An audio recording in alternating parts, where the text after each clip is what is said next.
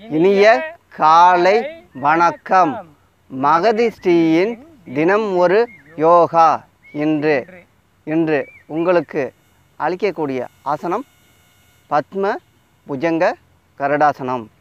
பத்ம புஜங்க கருடாசனம் 2 சுற்றுகளாக செய்து காமிக்க இருக்கிறோம். முதல் சுற்றில் ஒரு 15 அல்லது 20 எண்ணிக்கை செய்து முடித்துவிட்டு 2வது சுற்றுக்கு செல்ல இருக்கிறோம். 2வது சுற்றுக்கு செல்லும் சற்று இடைவெளியில் ஆசிரியர் அவர்கள் வர்ணனையில் பழங்கள் பற்றிய பலன்களை தெரிந்து கொள்ள இருக்கிறோம். அந்த பழம் பெயர் முக்கணியில் ஒரு பழம். அந்த பழம் பற்றி ஆசிரியர் அவர்கள் வர்ணனையில் தெரிந்து கொள்ள இருக்கிறோம்.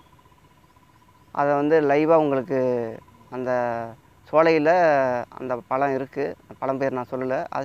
அதை நேரடியாக நீங்கள் பார்த்து தெரிஞ்சுக்கிங்க. லைவாக காமிக்க இருக்கிறோம். இப்பொழுது பத்ம புஜங்க கருடாசனம் செய்வதற்கு முன்னால் சில உடல் இலக்க பயிற்சிகளை செய்து முடித்துவிட்டு ஆசன நிலைக்கு செல்ல இருக்கிறோம். காலையில் எழுந்தவுடனே காலக்கடமைகள்லாம் முடித்து விட்டு நல்லா தண்ணி ஃபுல்லாக குடிச்சிட்டு பாத்ரூம்லாம் போயிட்டு அதுக்கப்புறம் நம்ம ஆசனங்களாக தொடர்ந்து செய்து பழகி வந்தோமானால் நோய் வராமல் தடுக்க முடியும். அதற்காக தான் இந்த ஆசன பயிற்சியை உங்களுக்கு தொடர்ந்து அளிச்சிட்ருக்கோம். நாங்கள் கொடுக்கக்கூடிய ஆசனத்தை தொடர்ந்து பார்த்து நல்ல தகுந்த ஆசிரியர்கள் இடம் சென்று பயிற்சி பெற்று அதுக்கப்புறம் நீங்கள் ஒரு 2 மாதம் 3 மாதம் பயிற்சி பெற்றிங்கன்னா ஓரளவுக்கு நீங்கள் தயாராகிடுவீங்க. ஏன் நீங்கள் பார்த்து உடனே செய்யக்கூடாதுன்னு சொல்கிறேன்னா, நம்ம சில தவறுகள் செஞ்சால் நம்மளுக்கு தெரியாது. அது சில ஆசிரியர்கள் கொண்டு நம்ம ஆசன பயிற்சி பழகி வந்தோன்னா நம்ம சின்ன சின்ன தவறுகள்லாம் செஞ்சோம்னா நம்மளுக்கு அந்த தவறெல்லாம் ஆசிரியர் அவர்கள் சரி பண்ணி கொடுத்துருவாங்க. அதுக்காக தான் ஆசிரியர்கள் துணை கொண்டு ஆசனங்கள் பழக வேண்டும். இப்பொழுது பத்ம புஜங்க கருடாசனம் செய்வதற்கு முன்னால் உடல் இலக்க பயிற்சிகளை செய்து முடித்துவிட்டு ஆசன நிலைக்கு செல்ல இருக்கிறோம். அப்படி நீட்டிட்டு தாளாட்டுற மாதிரி 1 2 3 4 5. இப்போ இடதுகால் 1 2 3 4 5. இப்போ கைகளுக்கான பயிற்சி.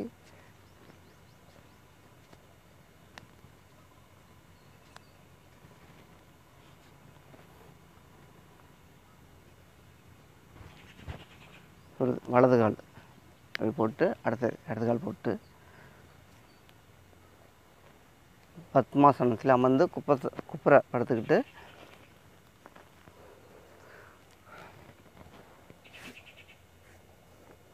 எண்ணிக்கை 1 2 3 4 5 6 7 8 9 10 11 12 13 14 15 16 17 18 19 20 21 22 23 24 25. நன்றி. இப்பொழுது ஓய்வு. ஆசனத்தை மெதுவாக கலத்தி விட்டு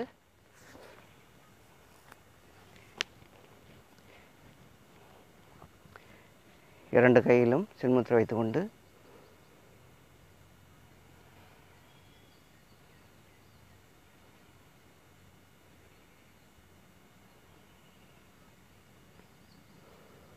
ஆழ்ந்த சுவாசம். மூச்சை இழுத்து மெதுவாக விட வேண்டும். மூச்சை நன்றாக கவனிக்க வேண்டும். நம்ம சும்மா அந்த பஸ்ஸில் போகிறோம், ட்ரெயினில் போகிறோம், பைக்கிலலாம் போகிறப்பயே நம்ம மூச்செல்லாம் கவனிச்சிட்டு இருந்தோம்னா, நம்ம சும்மா சாதாரணமாக ஃப்ரீயாக இருக்கிறப்பயே நம்ம மூச்செல்லாம் கவனிச்சிட்டு இருந்தோம்னா அதுவே தியானத்துக்கு முதல் படியே.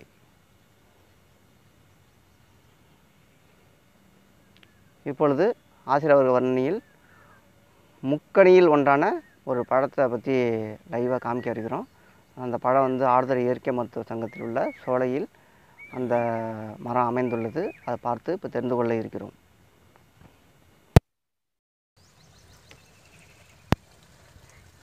வாங்க, இப்போ ரஸ்தாளி பழத்தை பற்றி பார்க்க போகிறோம். சரிங்களா?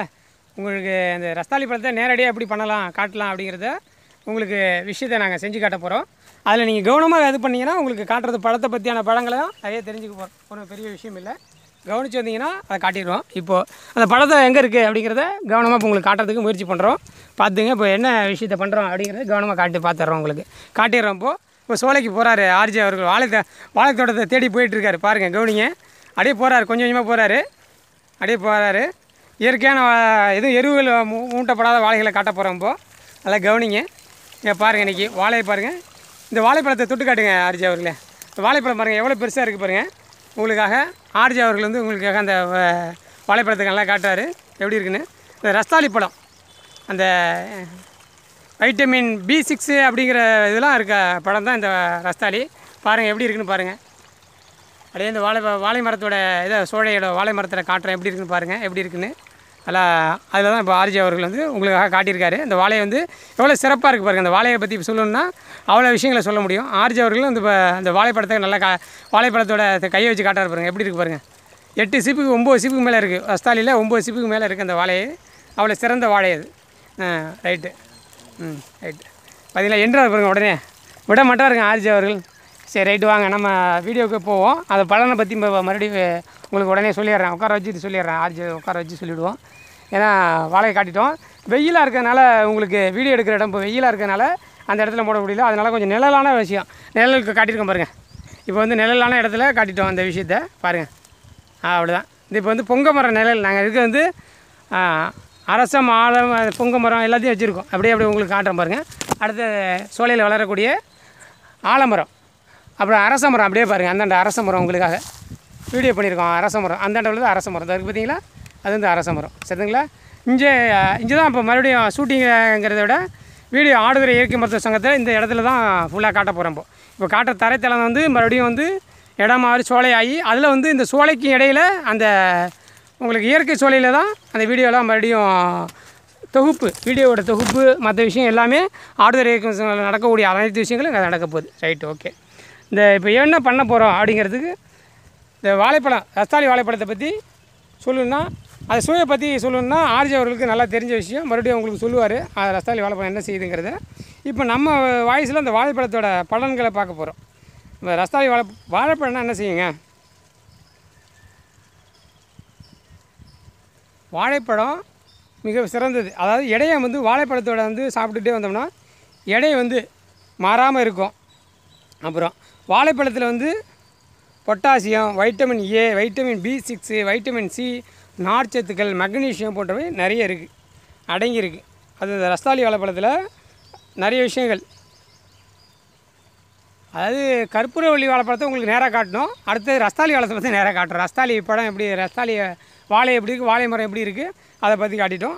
அதில் என்னென்ன இருக்குது அப்படிங்கிறத சொன்னோன்னா potassium, vitamin A, vitamin B6, vitamin C, நார்ச்சத்துக்கள், மக்னீசியம் போன்றவை இருக்குது. இதெல்லாம் நீங்கள் எங்கேருந்து சொல்கிறீங்க அப்படின்னு கேட்டிங்கன்னா, ரைட்டு, எங்களுக்கு தெரிஞ்ச புக்குகள்லாம் நிறைய வச்சுருக்கோம். அப்புறம் வந்து இது சரியாக தான் இருக்கா அப்படிங்கிறதையும் எங்கள் ஆசிரியர்கள்ட்ட கேட்டுப்போம்.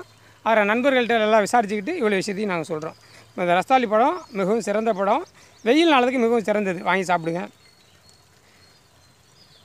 அதாவது A-B6C மேக்னீசியம் ஆக்சைடு இருக்கிறதுனால உடலை வந்து நல்லா வலுப்பெற வச்சிரும். அதனால் இந்த ரஸ்தாளி பழத்தை வந்து நீங்கள் நிறைய சாப்பிடுங்க.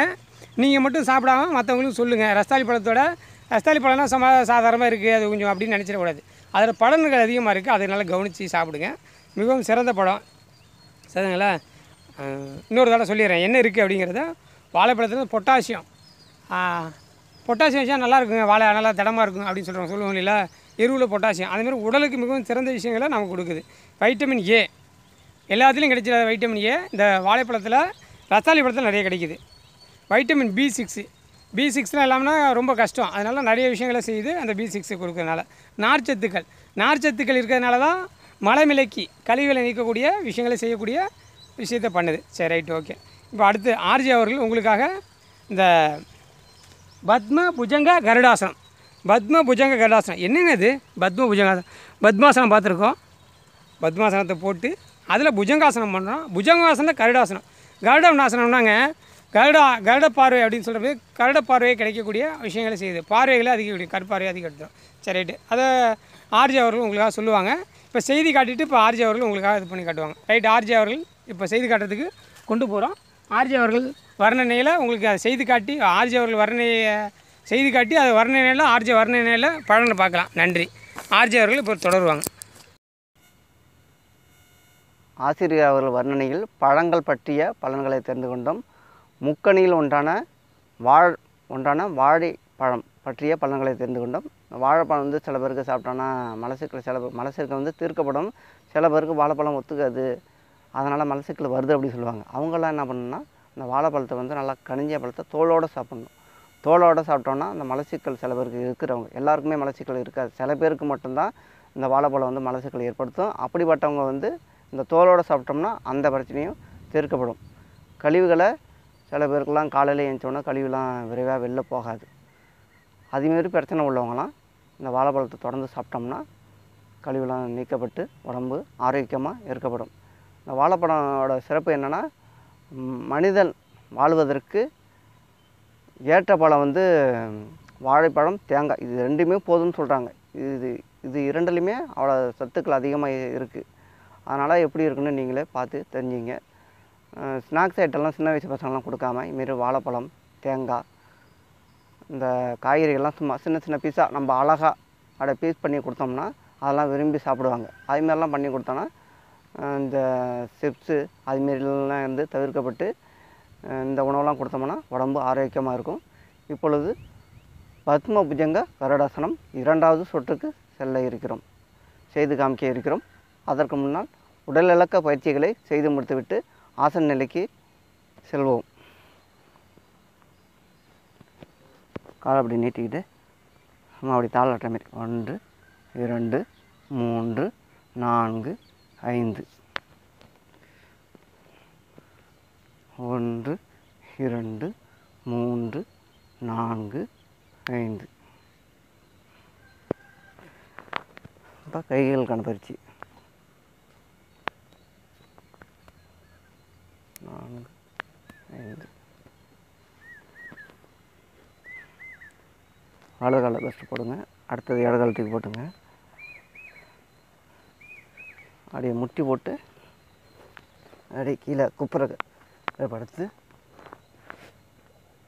எண்ணிக்கை 1 2 3 4 5 6 7 8 9 10 11 12 13 14 15 16 17 18 19 20 21 23 22 23 24 25. நன்றி. இப்பொழுது ஆசனத்தை மெதுவாக கழட்டி விட்டு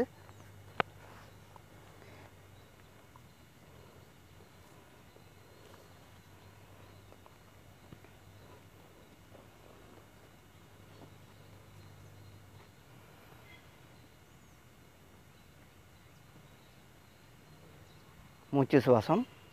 மூச்சை மெதுவாக இழுத்து மெதுவாக விட வேண்டும். மூச்சை கவனிக்க வேண்டும்.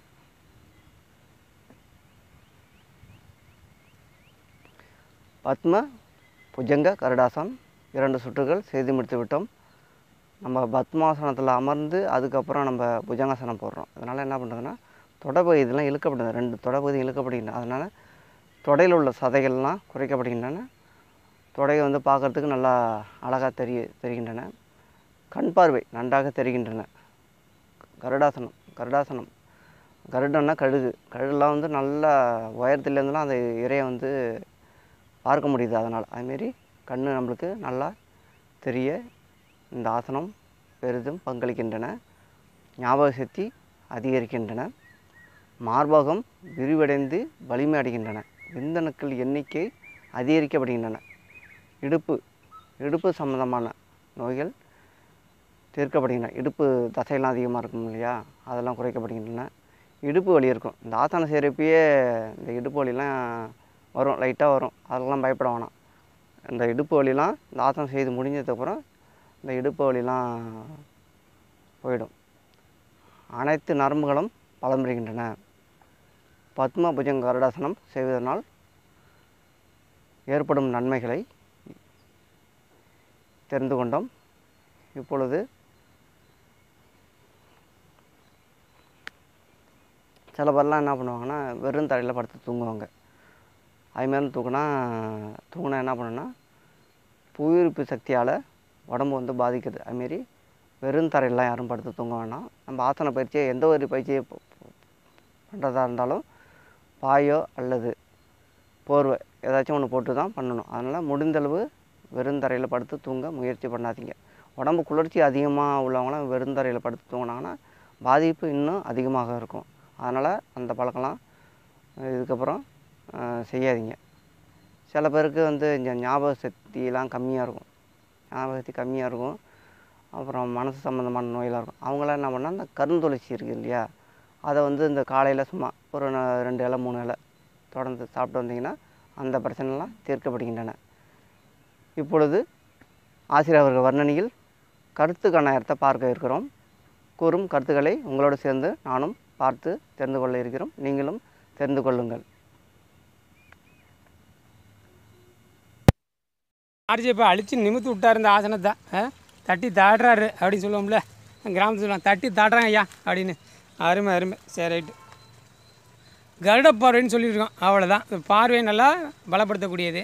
இது வந்து புஜங்காசனம் அப்படின்னாலே பாம்பு ஆசனம் சொல்லுவோம். அது பாம்பு மாரி நல்லா தலையை நீட்டி நிறுத்துறது அந்த புஜங்காசனம். அந்த புஜங்காசனம் என்னென்ன பண்ணும் அப்படின்னா வயிற்றில் உள்ள அனைத்து பிரச்சனையும் சரி செஞ்சிடும். அஜீரணம், கல்லீரல், மனையீரலுக்கு அமுக்கப்பட்டதுனால அஜீரணம் குறைஞ்சி நீரிழிவு நோய், சர்க்கரை நோய் நீக்கக்கூடிய விஷயங்களும் அது பண்ணக்கூடிய விஷயம் ஆசனம் தான் இந்த இது. அப்புறம் விந்தணுக்களை அதிகப்படுத்துது. கெட்டிப்படுத்துறது வேறு விஷயம், நீர்த்துவதை கெட்டிப்படுத்துறது வேறு விஷயம். அதிகப்படுத்துது விந்தணுக்களை. அதாவது ஒரே நேரத்தில் பல அணுக்களை கொண்டு சேர்க்கக்கூடிய விஷயங்களை பண்ணுது. அந்த விந்தணுக்களை அதிகப்படுத்துது. அப்புறம் அனைத்து விதமான நரம்புகளை வலிமைப்படுத்துது. அதனால் பக்கவாதங்கிற நோயை வராமல் சரி செய்யக்கூடிய விஷயம். ஞாபகசக்தி அதிகப்படுத்துது. மார்பகங்கள் நல்லா விரிவடைகிறதுனால நுரையீரல்களெல்லாம் நல்லா சிறப்பாக செயல்படுது. அப்புறம் இதயம் பாதுகாக்கப்படுது. நம்ம இதயம் இருக்குங்களா, லவ் காதல் லவ் அது இருக்கு இல்லைங்களா, இதயம் அதை சரி பண்ணுது. அந்த விஷயத்தை மிகவும் சரி பண்ணக்கூடிய விஷயங்களை செய்யுது. சரிங்களா? சரி. இந்த கருத்து கண்ணாயிரம் பகுதி அடுத்து நம்ம பார்த்துருவோம். கருத்து கண்ணாயிரத்தை பற்றி சொல்ல நமக்கு கஷ்டமாக எழுதியா அப்படிங்கிற விஷயம். இந்த கருத்தாக 2 கருத்தை சொல்லிவிடுவோயா அப்படிங்கிற மாரி தான். சரி ரைட்டு. பெண்களுக்கு முதுகு வலி ஏன் ஏற்படுது? பெண்கள் நிறைய பேர் முதுகு வலிக்குது அப்படின்னு சொல்கிறாங்க. அந்த மாதவிடாய் காலத்தில் மிகவும் வலிக்கும் அவங்களுக்குலாம். ஏன்னா அதில் குழந்தை பிறந்ததுனால இன்றைக்கி எல்லா பெண்களுக்கு எல்லோரும் ஆப்ரேஷன் தான் போகிறாங்க. நார்மல் சுகப்பிரவாசம் எங்கேயாச்சும் நடந்திருக்கா? இல்லையா. 100 ஆப்ரேஷன் நடக்குது, ஒரு சுகப்பிரசவம் நடக்குது. அப்படி தான் இன்றைக்கி நிலைமை. சுகப்பிரசவம்னு ஒன்று இருந்துச்சான்னு கேள்வி கேட்குற அளவுக்கு ஆகிடும் போருக்கு இந்த உலகம். சரி, அதுலேருந்து நம்ம வீடு போட்டுருவோம். முடிஞ்ச அளவுக்கு இந்த யோகாசனங்கள்லாம் நிறைய செஞ்சுக்கிட்டே வாங்க. அந்த சுகப்பிரசவங்கிறத ஈஸியாக பார்த்துடலாம் நம்ம. சரி, யோகாசனங்களை செய்யுங்க. சுகப்பிரசவத்தை செஞ்சிடலாம், கொண்டாந்து சேர்த்துடலாம். சரி, பெண்கள் பெரும்பாலும் அமரும் போது நேராக அமரத்துக்கு முயற்சி பண்ணணும். பெண்களை பார்த்திங்கன்னா கண்ணை மணிக்கு வைப்பாங்க, சகட்டு மணிக்கு உட்காரோம். அதேமாரி இல்லாமல் சரியாக உட்கார கற்றுக்கணும். சரியானா எப்படிங்க? நேராக இப்போ ஆர்ஜி உட்காந்துருக்காருல, அதேமாதிரி நேராக உட்காருங்க. உட்காரும்போது சாய்ந்துக்கிட்டு உட்காராங்க. ஐயோ அப்படின்ட்டு போய்ங்கிறங்க. இப்படி ஒரு பக்கம் முதுகை தண்டி பறந்துக்கிட்டு இப்படி சாஞ்சிக்கிட்டு அப்படிலாம் உட்காராமல் இருங்க. நல்லா நேராக உட்காருங்க. தவறான முறையில் நடப்பது இங்கே இருங்க, சகட்டு மணிக்கு நடப்பாங்க திடீர்னு இல்லாமல் அது நேராக நடக்க கற்றுங்க. நடைகளில் நேராக நடந்துங்க. சகட்டு மணிக்கு நடக்காமல் நேராக நடங்க. முதுவழியை போக்குன்னு நினச்சிங்கன்னா மிகவும் சிறந்த விஷயங்களை செய்யணும். நேராக உட்கார கற்றுக்கணும். அப்புறம் வந்து தரையில் உட்காரும்போது ஏதாவது ஒரு பாயை போட்டு உட்காருங்க. முதுவழிலாம் சரியாக போகணுன்னா பாயை போட்டு உட்காருங்க. சும்மா சகட்டு மணிக்கு உட்காராமல் பாயை போட்டு உட்காருங்க, சரியாக போய்டும். சரி, அதோட சின்ன ஒரு விஷயத்தை சொல்லிவிடுவோம். இப்போ கருவளையம் இருக்குது, வெயில் காலம் இருக்குது. நிறைய வெயிலில் கணினி பார்க்குறவங்க, அப்புறம் அந்த வெயிலில் நிறைய வேலை செய்கிறவங்க அப்படிலாம் பார்த்திங்கன்னா கண்ணில் வந்து கருவளையம் ஆகிடும். அது கணினியில் வேலை பார்க்குறவங்க எல்லாருக்கும் கண்ணில் கருவளையம் வரும். அது ஒரு நோய் அல்ல. அப்படி அதாவது உடம்புல உள்ள ஹீட்டை வந்து வெளியே அதிகப்படுத்துது, கண் வழியாக வெளியேப்படுத்துது. ஏன்னா அது அப்சர்வ் பண்ணுறதும் கண் வழியாக தான் போகுது, அது வெளியாகிறது அது வழியாக தான் போகுது. அதனால தான் முகம் ஃபுல்லாக கருப்படைய வாய்ப்பு இருக்குது. அதுலேருந்து மீள்னா தினமும் ஒரு 48 நாளைக்கு கண்ணில் இப்போ நிறைய அந்த இது கிடைக்கும், வெள்ளரி. அந்த வெள்ளரியை கொண்டாந்து நிறைய சின்ன சின்ன சின்ன பீஸாக ரவுண்டாக அழகாக வெட்டி கண்ணில் நல்லா கட்டிட்டு படுத்துருங்க. காலப்புறம் போய் பார்த்திங்கன்னா குளிர்ச்சியாக இருக்கும் கண். அப்புறம் கருவளையம் கொஞ்சம் கொஞ்சமாக குறைஞ்சி வந்துடும். சரிங்களா? இதுதான் அந்த கருத்து கண்ணாயிரத்தோட இன்றைக்கி ஸ்பெஷல் இன்றைக்கி அதிகப்படியான ஸ்பெஷலு. பெண்கள் வந்து முதுகு தண்டை நேராக்கிறதுக்கு நேராக உட்காரணும், பாய் போட்டு உட்காரணும், கண்ணாடிலாம் நேராக நடக்க கற்றுக்கணும். சகட்டு மணிக்கு நேரம் வந்தால் சரியாயிடும். அடுத்த விஷயம் கருத்து கண்ணார பகுதியில் கருவளையத்தை நீக்கக்கூடிய விஷயத்த சொல்லியிருக்கோம். என்னது, வெள்ளரிக்காயை அரிஞ்சு கண்ணில் வச்சு கட்டிட்டு நைட்டில் படுத்துட்டிங்கன்னா காலம்பரை ஒரு 48 நாள் கட்டி படுத்திங்கன்னா கருவளையம் இருக்காது. 2 விஷயத்தை இன்றைக்கி சொல்லியிருக்கோம். சரி, இந்த மகதிஷ்டி தினமுறை யோகாவை பற்றி சொல்லி முடிச்சிருவோம். இன்றைக்கி மகதிஷ்டி தினமுறை யோகா எப்போ வெளியில் வருது, எப்படி வருதுன்னு ஆர்ஜே அவர்கள் உங்களுக்காக ஆர்ஜே குரலில் கேளுங்க. அதுக்கப்புறம் நம்ம பார்க்கலாம். ஆர்ஜே அவர்கள். மகதிஷியின் தினம் ஒரு யோகா நிகழ்ச்சி வந்து காலையில் 5:30 மணிக்கு பிரம்ம முகூர்த்தத்தில் வெளியிடுறோம். எல்லாருக்கும் காலையில் எழுந்திரிச்சோன்னா பல வேலைகள் இருக்கும். அதனால தான் உங்களுக்கு காலையிலேயே 5:30 மணிக்கெல்லாம் போடுறோம். அதை வந்து முடிஞ்ச நேரத்தில் பாருங்கள், லைக் பண்ணுங்கள், ஷேர் பண்ணுங்கள், கமெண்ட் பண்ணுங்கள். அதை எல்லாத்தையும் வழியும் நீங்கள் பார்த்து வந்து பலனடையணும். தொடர்ந்து பாருங்கள். எளிமையான பயிற்சிலாம் நிறையா கொடுத்துருக்கோம். எல்லாம் ஆரோக்கியமான பயிற்சி தான். அதை பார்த்து பலன் பெறுங்க. நிறைய பேருக்கு இந்த சுகர் பிரச்சனை இருக்குது, தைராய்டு. நம்ம எந்த டெஸ்ட் எடுக்கணும்னாவே ஹாஸ்பிட்டல் போனாவே உடனே தைராய்டு டெஸ்ட் தான் மெயினாக எடுக்கிறாங்க. அது சம்மந்தமான ஆசனங்களும் தொடர்ந்து உங்களுக்கு அளித்து வருகிறோம். பார்த்து பயன்பெறுங்கள். தினமும் மகதிஷ்டி தினமுறையாக நாளை ஒரு ஆசனத்துடன் சந்திப்போம். நன்றி, வணக்கம்.